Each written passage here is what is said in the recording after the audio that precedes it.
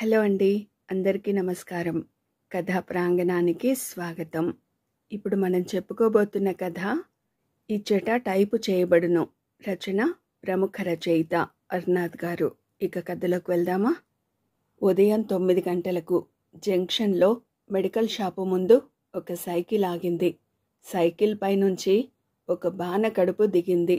బాణకడుపు మీద బెల్టు నిలవలేదు కాబట్టి బొడ్డుకి జానెడు దిగింది. ఆ బెల్టు గంజి పట్టిన హాఫ్ ప్యాంటుని జారకుండా నొక్కి పట్టి ఉంచింది. మడత నలగకుండా స్టిఫ్గా పొగరుగా నిక్కబొడిచి ఉన్న ఆ ప్యాంటులోంచి కాళ్ళు పెద్ద మానుల్లా దిగి ఉన్నాయి. మానుకి గొంగలి పురుగులు పట్టినట్టు నల్ల నల్లగా ఒత్తుగా వెంట్రుకలున్నాయి. కాళ్ళకి ఇంతేసి ఇనుప బూట్లున్నాయి. ఆ బూట్లు షాపు మెట్లెక్కాయి. వరండా తగిలింది. ఎదురుగా ఉన్న మందుల కౌంటర్ దగ్గరకు వెళ్లకుండా వరండాలో లెఫ్ట్ టర్న్ కొట్టాయి. కొట్టి 4-5 గజాల దూరం మార్చి చేసి ఆగాయి. ఫ్యాంటు టేబుల్ని ఢీకొట్టింది. టేబుల్ పైనున్న మిషన్ బెదిరి అంతవరకు టప్ టప్ టప్పు టప్పు అంటున్నదల్లా అనడం మానేసింది. టైప్ కొడుతున్న వేళ్లు కరెంట్ షాక్ తినేశాయి. ఆ వేళ్లు సుబ్బయ్యవి. ఆ టేబులు సుబ్బయ్యది. ఆ టైపు మిషను సుబ్బయ్యది. అక్కడ ఇచ్చట టైపు చేయబడును అనే బోర్డు ఉంది. అది సుబ్బయ్యదే. కానీ ఆ వరండా మాత్రం సుబ్బయ్యది కాదు. కాబట్టే ఆ వరండాలో ఒక చిన్న మూలకి 40 రూపాయల అద్దె మెడికల్ షాపు ఓనర్ వరాలరాజుకి కడుతున్నాడు. సుబ్బయ్య లేచి నిలబడి బూట్లకి, కాకి బట్టలకి, బెల్టుకి, ఎర్ర టోపీకి అన్నిటికీ కలిపి ఏకంగా వినయంగా ఒకే ఒక నమస్కారం చేశాడు. కొన్ని కాగితాలు టైప్ చేయాలా అన్నాడు. నమస్కారానికి జవాబుగా పోలీసు. ఎంత మాట? తప్పకుండా సార్. టేబుల్పై ఓ 10 కాగితాలు పడేశాడు పోలీసు. ఒక్కో కాగితం 3 కాపీలు తీయాలా? చిత్తం, తప్పకుండా, కూర్చోండి అంటూ చిన్న బల్ల చూపించాడు సుబ్బయ్య. ఆ బల్ల సుబ్బయ్యది కాదు, ఓనర్ వరాలరాజుది. ఆ బల్లకి అద్దె వరాలరాజు ఎంచేతో అడగలేదు. కానీ అడిగితే అద్దె కట్టేసే తత్వం సుబ్బయ్యది. కూకోడానికి టైం ఎక్కడదయ్యా సామి, యమ అర్జెంట్ అన్నమాట. ఎస్ఐ పీకల మీద కూకుండు, బేగా జల్దీగా టైప్ చేయించుకు పార్రా అని చెప్పి. అంచేత బేగా జల్దీగా కానిచ్చేయి. బాగుంది. బేగా జల్దీగా కానిచ్చేయడానికి తనేం ఖాళీగా లేడు. చేతి నిండా పని ఉంది. ఎవరో 25 కాగితాలిచ్చి అర్జెంట్ పని మధ్యాహ్నం కల్లా కావాలి, మళ్ళీ వస్తానని చెప్పి వెళ్ళిపోయాడు. పెద్ద బేరం అది. అదే చేస్తున్నాడు అర్జెంటుగా సుబ్బయ్య. అయితే అందరి అర్జెంట్ వేరు, అధికారుల అర్జెంట్ వేరు. అంచేత పోలీస్ బాబు తొందర పెట్టడంతో చేస్తున్న పని మధ్యలో ఆపేసి పోలీస్ పేపర్లు టప్ టప్ టప్పు టప్పు కానిచ్చాడు. పోలీస్ బాబిచ్చిన 10 అర్జెంట్ కాగితాలు అర్జెంటుగా బేగా జల్దీగా కొట్టేసి పోలీస్ బాబు చేతిలో పెట్టేశాడు సుబ్బయ్య. ఆ వెంటనే టైప్ చేసిన కాగితాలను పట్టుకుని అర్జెంటుగా బేగా జల్దీగా సైకిల్ ఎక్కి వెళ్ళిపోయాడు బాణకడుపు పోలీస్ బాబు. సుబ్బయ్య తెల్లమొగం వేశాడు. పోలీసు పేపర్లు ఎంత బేగా జల్దీగా కొట్టినా టైము గంట తీసుకుంది. వేళ్లు నొప్పెట్టాయి, నడుం నొప్పెట్టింది, కళ్ళు నొప్పెట్టాయి, చెమటలు పట్టాయి. గంట శ్రమకి ఫలితం 0 అయింది. సుబ్బయ్య యువకుడు కాదు, ఆరోగ్యవంతుడు కాదు, ఐశ్వర్యవంతుడు కాదు గనుకనే ఉద్యోగం నుంచి రిటైర్ అయ్యాక జీవితం నుంచి రిటైర్ అయ్యే వరకు రెస్ట్ తీసుకోవలసిన వాడు తీసుకోకుండా ఇంటి బాధ్యత ఇంకా మోస్తున్నాడు. బరువు ఇంకా లాగుతున్నాడు. పరిస్థితులలా ఏర్పడ్డాయి. పెద్ద కొడుకు, చిన్న కొడుకు పుట్టేటప్పటికి సంతానం 6 అయింది. అంటే 4 ఆడపిల్లలు. తను రిటైర్ అయ్యేటప్పటికి పెద్దవాడికి పెద్దదానికి మాత్రమే వివాహాలు. వాళ్ళ బతుకులు వాళ్ళు బతుకుతున్నారు. పెద్దవాడు మొదట్లో కలిసి ఉన్న పెళ్ళాం 2 పిల్లలతో వేరే వెళ్ళిపోయాడు. అక్కడే ఉంటే చికాకు అనుకున్నాడేమో. రాజస్థాన్ ఎడారుల వరకు వెళ్ళిపోయాడు. తనకు బుద్ధి పుట్టినప్పుడు నెలకు 50-100 మనీ ఆర్డర్ చేస్తాడు. అంతకు మించి పెద్ద కొడుకు ఇంటితో సంబంధం పెట్టుకోలేదు. తనకు రిటైర్ అవగా వచ్చిన డబ్బుతో 2 కూతుళ్ళ పెళ్లిళ్లు చేయడంతో తన డబ్బైపోయి తిరిగి 3000 అప్పు కనిపించింది. ఆడపిల్లలకి పెళ్ళిళ్ళు చేసేయగానే సరిపోతుందా? సారి పెట్టాలి, పొరుళ్ళు పోయాలి. ఎక్కడి నుంచి తెస్తాడు డబ్బు? ఇంకో ఆడపిల్లకి పెళ్లి చేయాలి. చిన్నోడు 7వ తరగతి చదువుతున్నాడు. చిన్నోడు చేతికంది రాలేదు, పెద్దోడికి రెక్కలొచ్చాయి. ఈ పరిస్థితుల్లో Subbaiah second hand type machine ఒకటి వరాల్రాజు దగ్గర అప్పు చేసి కొన్నాడు. కానీ వరాల్రాజు వరండాలోనే టైపు చేయబడును బోర్డు పెట్టాడు. ఆ బోర్డు పెట్టి 1.5 ఏడాది అయింది. పర్వాలేదు, అప్పటి నుంచి రోజులు బాగానే సాగుతున్నాయి అనే కన్నా సరిపెట్టుకోవడం జరుగుతోంది అనడం సబబు. రోజు ఉదయం నుంచి రాత్రి 9, 10 దాకా అలా టైప్ కొడుతుంటే వేళ్ళు పీకేస్తున్నా, నడుం లాగేస్తున్నా, నీరసం, నిస్సత్తువ ఉప్పెనలా ముంచుకొస్తున్నా సుబ్బయ్య ఖాతరు చేయడు, లక్ష్య పెట్టడు. కానీ కళ్లతోనే ఇబ్బందైపోతోంది. అక్షరాలు ముఖం దగ్గరగా పెట్టి చూస్తేనే కానీ ఆనడం లేదు. తన కంటి చూపు లోపాన్ని సరిచేయాలంటే అద్దాలు పెట్టాలన్నారు డాక్టరు. అందుకు 60-70 రూపాయలు అవుద్ది అని తెలియడంతో అద్దాలకి దండం పెట్టేసి అలాగే కళ్ళు చికిలించుకుని పేపర్ మీద ముఖం పెట్టేసి రోజులు లాగించేస్తున్నాడు. తను బోర్డు పెట్టిన ఊరు టౌను పక్కన మినీ టౌనులా పురోభివృద్ధి చెందుతోంది. అక్కడ చుట్టుపక్కల ఫ్యాక్టరీల్లో పనిచేసుకు బతికే కూలీలు ఎక్కువ ఉన్నారు. టౌన్లో అద్దెలు భరించలేక వచ్చేసిన మధ్యతరగతి వాళ్ళు ఉన్నారు. రిక్షా వాళ్ళు, వాళ్ళ సంఘం ఆఫీసు అక్కడే ఉంది. ఒక పోలీస్ స్టేషన్, సినిమా హాలు కూడా ఆ మినీ టౌన్లో ఉన్నాయి. ఈ చుట్టుపక్కలెక్కడా టైపు చేయబడును అనే బోర్డు లేకపోవడంతో సుబ్బయ్యకి గిరాకీ బాగుంది. అంతేకాక సుబ్బయ్య దగ్గర మంచి ఇంగ్లీష్ ఉంది, మంచి డ్రాఫ్టింగ్ ఉంది. ఎలాంటి లెటర్ అయినా, ఎలాంటి అప్లికేషన్ అయినా ముందుగా రాసుకునే పని లేకుండా ఏకంగా టైప్ చేసేయగలడు.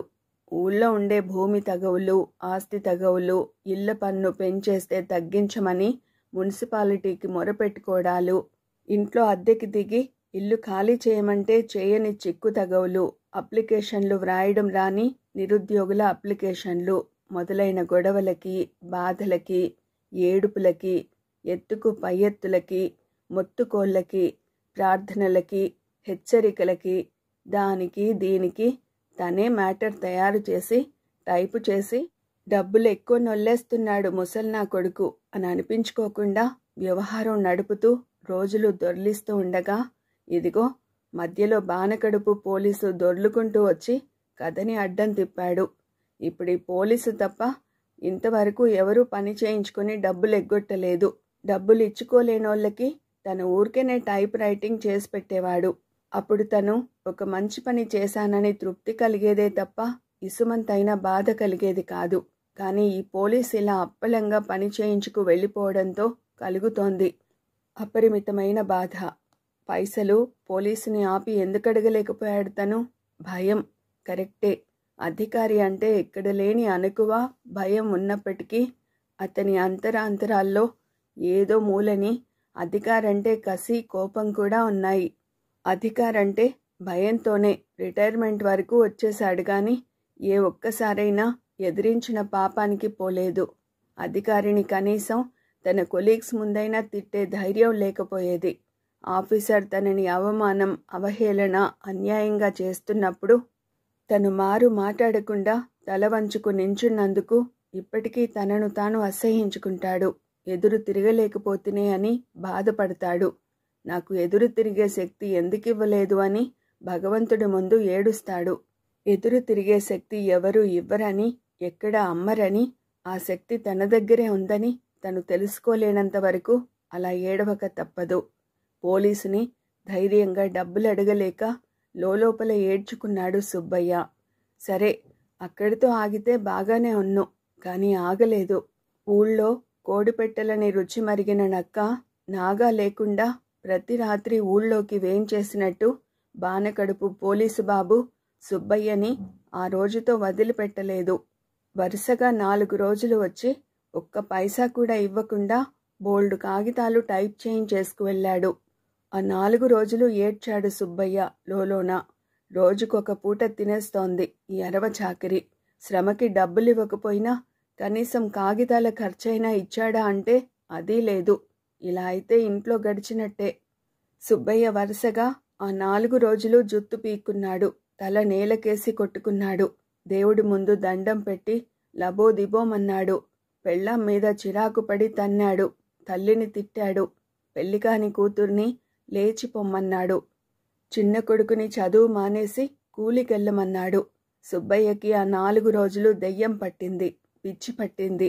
4 రాత్రులు నిద్రలేదు. అయితే 4వ రోజు రాత్రే సుబ్బయ్యలో తెగింపు లాంటిది వచ్చింది. ఆవేశం ఉబికింది. పిడికిళ్ళు మంచం దండెను బాదాయి. రేపు మళ్ళీ పోలీసు వస్తే పైసలు డిమాండ్ చేయకుండా వదిలేది లేదు.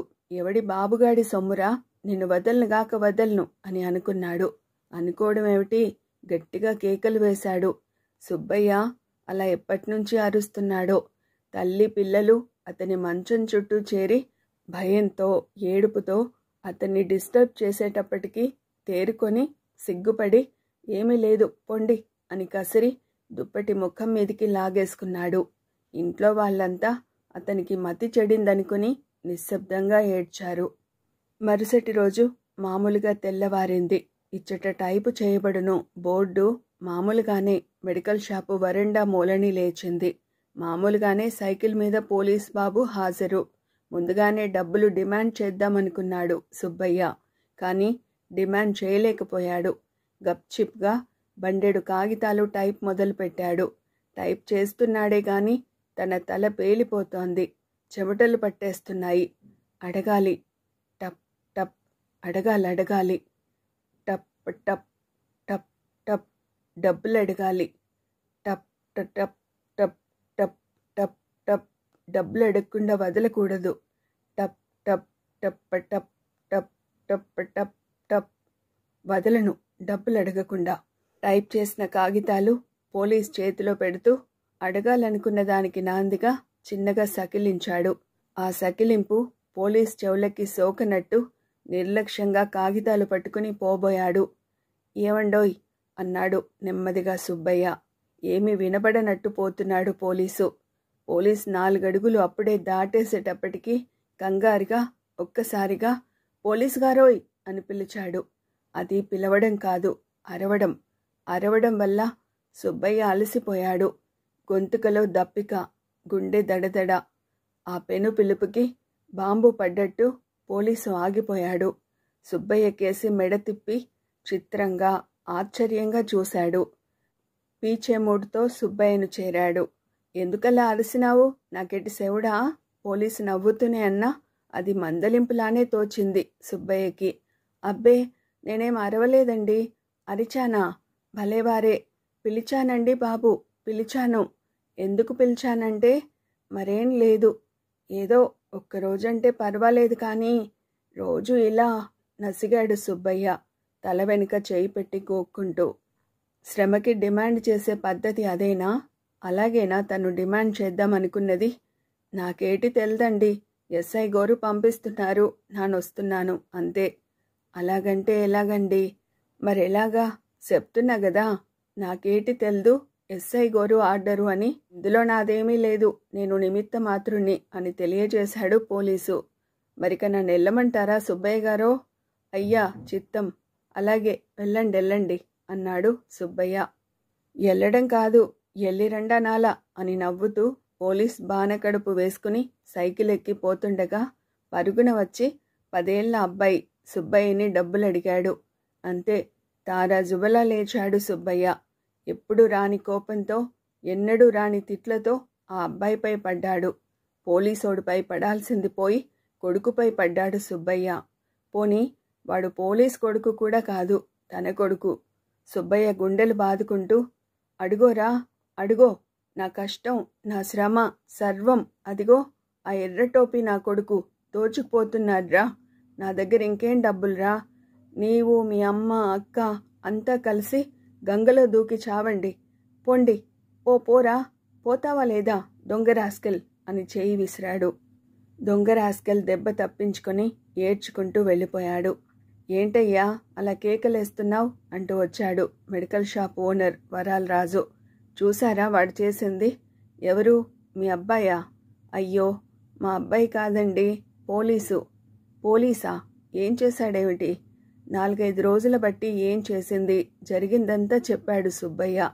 వరాలరాజు అంతా విని, అందులో ఆశ్చర్యపోవాల్సిందేమీ లేదు, అది లోక న్యాయం అన్నాడు.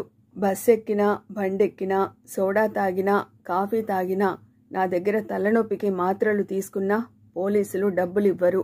ఒకవేళ పొరపాటున వాళ్ళిచ్చినా డబ్బులు తీసుకునే పొరపాటు చేయకూడదు మనం అన్నాడు. మీరన్న దాంట్లో అర్థం లేదు. బ్లాక్ మార్కెటింగో బాడికో పనో చేసేవాడు పోలీసోడికి లొంగాలి. నేనెందుకు లొంగాలి? నా శ్రమని వాడికెందుకు ధారపోయాలి?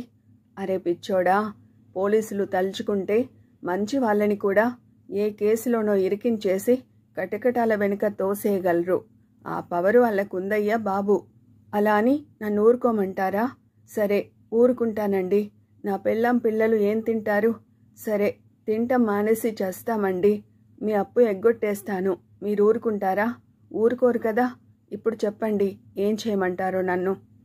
ఎదుటివాడి సమస్య మీద ఎంత నీతి కబుర్లైనా, ఎంత హితబోధైనా చేయొచ్చు. తనదాకా వస్తే గాని ఏదైనా తెలీదు.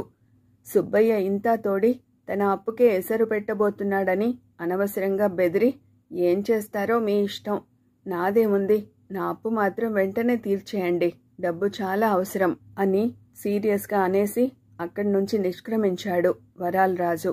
వరాలరాజు ఎందుకంత సీరియస్ అయిపోయాడో తెలియక గాబరా పడ్డాడు సుబ్బయ్య. తనకింకా టైప్ చేయబుద్ధి కాలేదు. దుకాణం కట్టేసి అలా నెత్తిమీద చెయ్యేసి కూర్చున్నాడు. తనకేం చేయాలో పాలుపోవడం లేదు. టైము 2 గంటలు దాటుతున్నా ఇంటికి భోజనానికి వెళ్లకుండానే అలా కూర్చుని ఉండిపోయాడు. ఆ సమయంలో ఉద్రేకంగా స్లోగన్లు కొడుతూ పెద్ద ఊరేగింపు రోడ్డు వెంబడి వెళ్లడం చూశాడు. వాళ్లంతా కార్మికులు, సమ్మె చేస్తున్నారు. యాజమాన్యానికి వ్యతిరేకంగా నినాదాలు చేస్తున్నారు. ప్రతి సైకిల్కి ఎర్ర జెండా. 1000 సైకిళ్ల ర్యాలీ అది.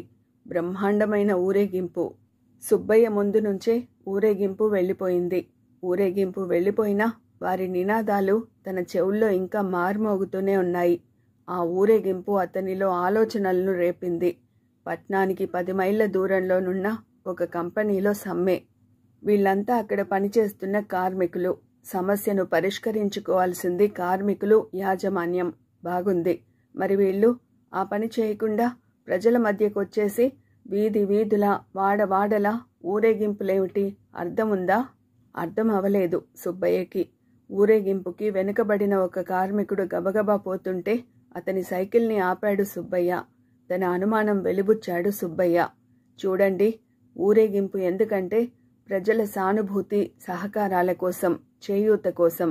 యాజమాన్యానికి ప్రభుత్వ అండదండలు, అంగబలం, ఆర్థిక బలం ఉంటే శ్రామిక వర్గానికి బలమంతా తన వర్గ ప్రజలే అని చెప్పి సైకిల్ ఎక్కి వెళ్ళిపోయాడు కార్మికుడు. ఆ మాటల బట్టి ఆలోచిస్తే అన్యాయం, అధర్మం ఎక్కడున్నా ప్రజలు తిరగబడతారన్నది అర్థమైంది సుబ్బయ్యకి. సుబ్బయ్య ఆలోచించాడు. తన గొడవ అంతేగా, తనను పీడిస్తున్న పోలీసు సంగతి వరాలరాజుకి తప్ప మరెవరికీ తెలీదు. అందరికీ తెలియజేయాల్సిన అవసరం ఎంతైనా ఉందని గ్రహించాడు. ఊళ్ళో అందరితో తనకి ఇంచుమించు పరిచయాలు ఉన్నాయి. అందరిలోనూ తను సదభిప్రాయం సంపాదించే ఉన్నాడు. అంచేత ముఖ్యమైన వాళ్ళు అనుకున్న వాళ్ళందరి దగ్గరికి సుబ్బయ్య వెళ్ళాడు. తను వెళ్ళిన వాళ్లలో రిక్షా వాళ్ళున్నారు, కార్మికులున్నారు, విద్యార్థులున్నారు. తను ఉన్నది అడవిలో కాదు, ప్రజల మధ్య అనుకున్నాడు సుబ్బయ్య గర్వంగా. రోజు వచ్చినట్టే మరుసటి రోజు కూడా బానకడుపు పోలీసు వస్తాడనుకున్నాడు. అయితే రాలేదు. ఆ తర్వాత రోజు కూడా ఉదయం గాని, మధ్యాహ్నం గాని, సాయంత్రం గాని రాకపోవడంతో మరిక వాడు రాడు, పోలీసు పీడ పూర్తిగా విరగడైనట్టే అనుకున్నాడు సుబ్బయ్య. కాని రాత్రి 7 గంటలకి పోలీసు వచ్చాడు. రాగానే సుబ్బయ్య పోలీసుని ఏమీ మాట్లాడనీయకుండా ఇలా అన్నాడు. లాభం లేదండి పోలీస్ గారు, నాకు ఖాళీ లేదు. ఈసారే కాదు, ఎప్పుడూ నా దగ్గరికి రాకండి. దయచేసి మరో టైప్ మిషను చూసుకోండి బాబు. అది కాదయ్యా. మరేమనకండి, నా మాట వినండి. ఈ టైప్ మిషన్ నా జీవనోపాధి. నా మిషన్ చప్పుడు చేస్తే గాని నాకు సాగదు, నా కుటుంబం గడవదు. ఈ ముండ మిషన్ కన్నా మరో గత్యంతరం లేదు. దీనిపై అన్నీ పోను 4-5 రూపాయలైనా వస్తుంటాయా లేదా అని ఈ ముసలి కళేబరం ఎదురు చూస్తూ ఉంటుంది. పొట్ట కోసమని 4 రాళ్లు సంపాదిద్దామని 4 కాగితాలు టైపు కొడుతుంటే ఆ 4 కాగితాల్లో 3 కాగితాలు మీవే అయితే నా కుటుంబం ఏం తింటుంది చెప్పండి? అప్పుల వాళ్ళు ఊరుకుంటారా చెప్పండి? చెప్పు బాబు, మీ ఎస్ఐతో ఇలాగే అన్నానని చెప్పు. నన్ను అర్థం చేసుకోండి, నన్ను బతకనియండి. అబ్బా, నా మాట వినవయ్యా బాబు. నానేం టైపింగ్ పని మీద రాలేదు. ఎస్ఐ గారు మిమ్మల్ని తోలుకు రమ్మండు. అందుకొచ్చినానంటే వినకుండా నీ సొద నీది. అంతవరకు ఒళ్ళు మంట మీద ధైర్యంగా మాట్లాడుతున్న సుబ్బయ్య ఎస్ఐ గారు తోలుకు రమ్మన్నారనడంతో నీరసం, గుండెదడతో కూలబడిపోయాడు. ఎందుకు? నాకు తెల్దు. ఏటో మాట్లాడానికి కావాలా? ఇప్పుడేనా? ఇప్పుడే. అయితే పద. పోలీసు వెనుక బయలుదేరాడు సుబ్బయ్య. రోడ్డుపై మున్సిపాలిటీ దీపాలు చీకటిని పారద్రోళ్లలేకపోతున్నాయి. రద్దీ తగ్గి జనప్రవాహం కాస్త పలచబడుతోంది. బీటు పోలీసు రోడ్డు పక్కనున్న చిల్లర దుకాణాల్లో చిల్లర డబ్బులు నొల్లుకుంటున్నాడు. ఒక సిటీ బస్సుని మరో సిటీ బస్సు జనాన్ని కుమ్మేసుకునైనా ఓవర్టేక్ చేయాలనే దీక్షతో పోరాడుతూ పోతోంది. అన్ని కొట్ల కన్నా బ్రాకెట్ కొట్లు, సారాయి దుకాణం సందడిగా ఉన్నాయి. సుబ్బయ్య పోలీసు వెనక నడుస్తున్నాడు. ఎస్ఐతో నాంచుడు లేకుండా నిర్భయంగా కుండ బద్దలు కొట్టినట్టు మాట్లాడ నిశ్చయించుకొని మనసులో రిహార్సల్ వేసుకున్నాడు. ఎంత మొండి ధైర్యం తెచ్చుకుంటున్నా స్టేషన్ దగ్గర పడుతున్న కొలది గుండెదడ హెచ్చవసాగింది. పోలీస్ స్టేషన్ అని తెలియజేసే బోర్డు నెత్తిమీది బల్బు కాంతివంతంగా అధికార మదంలా వెలుగుతోంది. స్టేషన్ పాడుబడిన పిశాచాల ఇల్లులా నిశ్శబ్దంగా ఉంది. సుబ్బయ్య ఎస్ఐ గదిలోకి అడిగెట్టాడు. ఇతనే సార్ సుబ్బయ్య అంటే అన్నాడు బానకడుపు పోలీసు. సుబ్బయ్య 2 చేతులెత్తి దండం పెట్టాడు. ఎస్ఐ చేతులెత్తకుండా సింపుల్గా నమస్తే చెప్పి కూర్చోండి అన్నాడు. కూర్చున్నాడు సుబ్బయ్య. ఎస్ఐ అంటే తనేదో భయంకరాకారం ఊహించుకుని భయపడ్డాడు. కానీ మామూలుగానే ఉన్నాడనిపించింది సుబ్బయ్యకి. ఎస్ఐ వయసు 40 దాటదు. తెల్లగా, పొడవుగా, బలంగా ఉన్నాడు. తనతో ఎంతో మర్యాదగా, ఆప్యాయంగా మాట్లాడాడు. రిటైర్ అవ్వకముందు చేసిన నౌకరీ వివరాలు కుతూహలంగా అడిగి తెలుసుకున్నారు. ఎంతమంది పిల్లలు, ఏం చేస్తున్నారు, నివాసం ఎక్కడ వగైరా వివరాలు, విషయాలు పోలీస్ అధికారిలా అడగలేదు. ఒక స్నేహితునిలా అడిగారు. అయినప్పటికీ సుబ్బయ్య సంతోషించలేదు. తమరెందుకు పిలిచారు? గౌరవంగా ఇంగ్లీష్లో అడిగాడు సుబ్బయ్య. జవాబుగా ఎస్ఐ గారు ఒక చిరునవ్వు నవ్వి నెత్తిమీద అరచేత్తో తడుముకున్నారు. తడుముకున్న చోట తల వెంట్రుకలు లేవు. పచ్చని అడవి మధ్య నిప్పంటుకుని ఆ ప్రాంతమంతా తెల్ల మైదానమైపోయినట్టు అతని నెత్తిమీద జుట్టు పూర్తిగా ఊడిపోయింది. వస్తున్న అక్రమ ఆదాయంతో సమానంగా వెంట్రుకలు ఊడిపోతున్నందుకు బాధపడి ఊడకుండా ఉండడానికి చేయాల్సిందల్లా చేశాడు. ఇక చేసేదేమీ లేక ఆ నున్నటి స్థలాన్ని తడుముకోవడం ఆరంభించాడు. ఇప్పుడది అలవాటుగా మారిపోయింది. ఎందుకు పిలిచానంటే మరేం లేదు సుబ్బయ్య గారు, మాకో సమస్య వచ్చి పడింది. అధికారులకి సమస్యలా? ఎంత మాట! మీకు సమస్యలేమిటి సార్? అలా అనీకండి. సమస్యలు ఎవరికైనా ఒకటే. ఇంతకీ నే చెప్పేదేమిటంటే సుబ్బయ్య గారు, ఈ ఊళ్ళో అరాచకాలు, అత్యాచారాలు, దొంగతనాలు, దోపిడీలు, అల్లర్లు పెరిగిపోవడంతో పాటు మీకు చెప్పకూడదు కానీ నక్సలైట్లకి సెంటర్ అయిపోతోంది ఈ ఊరు. ఇన్ని సమస్యల చేత మా దగ్గర కేసులు హనుమంతుని తోకలా పెరిగిపోతున్నాయి. అన్నీ కాకపోయినా ఇంపార్టెంట్ లెటర్స్, కరెస్పాండెన్స్ వగైరా టైపు చేయక తప్పదు. ఇంతవరకు అడిగిన వెంటనే కాదనకుండా ఇచ్చిన కాగితాలను టైప్ చేస్తూ వచ్చారు. చాలా థ్యాంక్స్.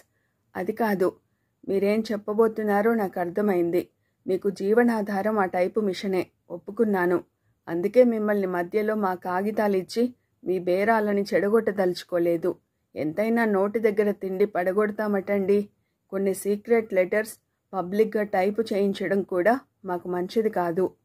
వీటన్నిటి బట్టి ఆలోచించి ఒక నిర్ణయానికి వచ్చాం. ఏమిటంటే, ఎంతైనా మీరు టైపింగ్ వర్క్ ఈ వార్ధక్యంలో రాత్రి 8 గంటల దాకా చేయలేరు. మిషను రాత్రి 8 గంటల నుంచి ఖాళీ కాబట్టి అది రోజు వరాల్ రాజు షాపులో తెల్లారేదాకా పడుండే బదులు మా స్టేషన్లోనే అట్టు పెడతాం. తెల్లారి 8వ గంటకి మిషన్ మీ దగ్గరికి మామూలుగా వచ్చేస్తుంది. మాకు కావలసిన పనులు మేమే రాత్రులు చేసుకుంటాం. మిమ్మల్ని ఇబ్బంది పెట్టాం. మిషన్ తీసుకెళ్లడం, తేవడం అంతా మా వాళ్ళే. మీరేం శ్రమపడక్కర్లేదు. నా ఐడియా ఎలా ఉంది చూడండి. ఈ అడ్జస్ట్మెంటు ఎన్నాళ్ళో కాదు, మాకు టైప్ మిషన్ శాంక్షన్ అయ్యేదాకా. అంతవరకు మీరు మాకు సాయం చేయాలి. కాదనకండి. మా సొంతానికి అడగడం లేదు. శాంతి భద్రతల రక్షణ కోసం, దేశం కోసం ప్రభుత్వ అధికారిగా అడుగుతున్నాం.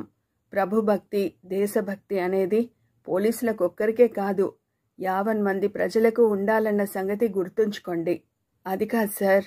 ప్లీజ్ సుబ్బయ్య గారు, మీ దగ్గర నుంచి నేను నెగటివ్ రిప్లై వినదలుచుకోలేదు. మా మంచితనం, మా ప్రార్థన అర్థం చేసుకోండి. నిజానికి మిమ్మల్ని క్షణంలో బొక్కలో తోసి టైప్ మిషన్ని స్వాధీనం చేసుకుని మీపై తప్పుడు కేసు బనాయించడం, మిమ్మల్ని ప్రార్థించడం కంటే చాలా ఈజీ, సుఖం మాకు. కానీ మీరు వయసులో పెద్దవారు. అంతవరకు పరిస్థితులు వెళ్ళడం మాకిష్టం లేదు. నాకు తెలుసు మీరు వెళ్ళనీయరు అన్నాడు ఎస్ఐ నెత్తి మధ్య తడుముకుంటూ, అతి శాంతంగా నవ్వుతూ. 2 నిమిషాల భయంకర నిశ్శబ్దంతో పాటు సుబ్బయ్య తలపైన ఫ్యాన్ తాలూకు కీచు కీచు శబ్దం, సుబ్బయ్య గుండెల్లో పీచు పీచు శబ్దం. మీరేమీ చెప్పడం లేదు. నాకవతల బోల్డు పనుంది.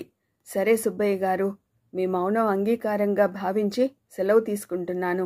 ఓకే అని లేచి టోపీ పెట్టుకుని మోటార్ బైక్ స్టార్ట్ చేసి వెళ్ళిపోయాడు, సుబ్బయ్యను గదిలో ఒంటరిగా వదిలేసి. మరుసటి రోజు రాత్రి 8 గంటలకి, సరిగ్గా 8 గంటలకి బానకడుపు పోలీసు వచ్చాడు. టైప్ మిషన్ తీసుకువెళ్ళడానికి రిక్షాలో వచ్చాడు. ఆ సమయంలో అక్కడ ఆ టైప్ మిషను సుబ్బయ్య మాత్రమే కాదు, చాలా జనం కూడా ఉన్నారు. మిషన్ మోయించుకెళ్లడానికి వచ్చిన బానకడుపు కిందికి దిగ్గానే జనం అతడి చుట్టూ, ఆ టైప్ మిషన్ చుట్టూ మూగసాగారు. నిబ్బరంగా నిల్చున్న సుబ్బయ్య ముఖంలోకి చూడగానే బానకడుపుకి సంగతంతా అర్థమైపోయింది. అంతే, మారు మాట్లాడకుండా వెనక్కి తిరిగి రిక్షా ఎక్కేశాడు. రిక్షా రోడ్డెక్కుతుంటే జనం గొల్లుమన్నారు. తర్వాత గొడవ ఎంతవరకు వెళ్ళినా సుబ్బయ్య మాత్రం ఇక ఒంటరివాడు కాదు. ఇక తనకేం భయం లేదు. ఇదండి ప్రముఖ రచయిత అర్నాథ్ గారి రచన ఇచ్చట టైపు చేయబడును అనే కథ. మరో మంచి కథతో మళ్ళీ కలుసుకుందామండి. Thank you.